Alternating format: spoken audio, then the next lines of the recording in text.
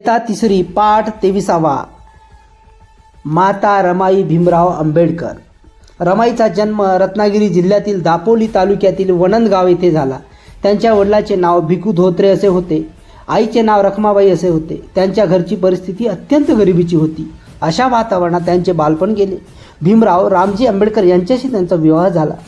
सासरी त्यांचे नाव रमाबाई ठेवले. भीमरावांना सगळे बाबासाहेब म्हणत. 1907 साली बाबासाहेब मॅट्रिक झाले. मुंबईतील पोयबावडी येथील चाळीत ते राहण्यास गेले. बाबासाहेबांनी रमाईंना घरीच लिहायला वाचायला शिकवले.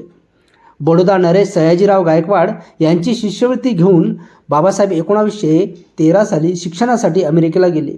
त्यांनी पदवी प्राप्त केली. तेव्हा रमाईचे सासरे रामजी मालोजी आंबेडकर व दीर आनंदराव यांचे निधन झाले होते. त्यामुळे कुटुंबाची सगळी जबाबदारी रमाईवर पडली. रमाईचा स्वभाव मितभाषी, दृढनिश्चयी आणि स्वाभिमानी होता. त्या कर्तव्यनिष्ठ आणि स्वसुख त्यागी होत्या. अशा खडतर स्थितीतही मनाची शांतता आणि घरातील एकोपा अबाधित ठेवण्यासाठी त्यांनी फार कष्ट सोसले.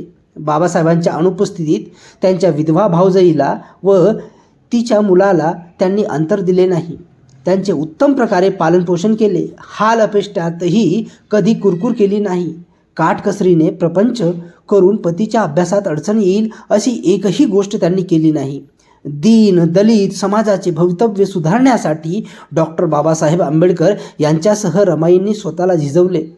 खूप दुःखे वाट्याला आली तरी रमाईंनी कधी खंत बाळगली नाही. प्रसंगी एखादे सुख वाट्याला आले तर त्या हुरळूनही गेल्या नाहीत. रमाईंना कारुण्याची मूर्ती असे संबोधले जाते. त्यांच्यासमोर संकटाचे डोंगर उभे होते तरी त्या कधीही डगमगल्या नाहीत. त्यांनी शांतपणे सर्व संकटे झेलली. आपल्या दुःखाकडे दुर्लक्ष करून इतरांचे दुःख दूर केले. बाबासाहेबांनी आपल्या ज्ञानाचा उपयोग विषमता दूर करण्यासाठी केला. देशात दीनदलितांवर खूप अन्याय आणि अत्याचार होत असत. त्यांच्या इतरांकडून नेहमी अपमान होत असत. त्यांना मान सन्मान व मानवी हक्क मिळावेत म्हणून सामाजिक न्यायाचा लढा उभारला. त्यांनी सामाजिक कार्यासाठी जीवन वाहून घेतले. अशा परिस्थितीत रमाईंनी संसाराचा गाडा समर्थपणे चालवला. त्यांनी आपल्या पतीस मोलाची साथ दिली. डॉक्टर बाबासाहेब आंबेडकरांनी वकिली व्यवसायात नाव कमावले. भारतीय राज्यघटना मसुदा समितीचे ते अध्यक्ष झाले. त्यांनी मसुदा समितीत खूप परिश्रम घेतले म्हणून त्यांना भारतीय राज्यघटनेचे शिल्पकार असेच म्हणतात. बहिष्कृत कार्यकारिणी सभेची स्थापना करून पतदलितांच्या स्वाभिमानी आणि आत्मोद्धारासाठी वसतिगृहाची स्थापना केली. सोलापूर येथे पहिले वसतिगृह सुरू झाले. पुढे त्यांनी शिक्षण संस्थाही सुरू केली. रमाईंनी धारवाड येथील वसतिगृहास भेट दिली. त्यावेळी तेथील वसतिगृहास त्यांना अन्नधान्याचा तुटवडा दिसला. मुलांना खायला एकही दाणा नव्हता. दुकानदाराचे वाण सामानाचे बिल थकले होते. त्यावेळी क्षणाचाही वेळ न दवडता रमाईंनी हातातल्या सोन्याच्या बांगड्या वसतिगृह प्रमुखाकडे दिल्या. त्या मोडून त्यातून आलेल्या पैशांनी धान्य व आवश्यक ते सगळे सामान आणले. जेवणाची व्यवस्था करून मुलांना प्रेमाने जेवायला दिले. असा प्रसंग पुन्हा येऊ नये म्हणून त्यांच्या पुढच्याही काही दिवसांची बेगमी होईल एवढे अन्नधान्य भरून ठेवले.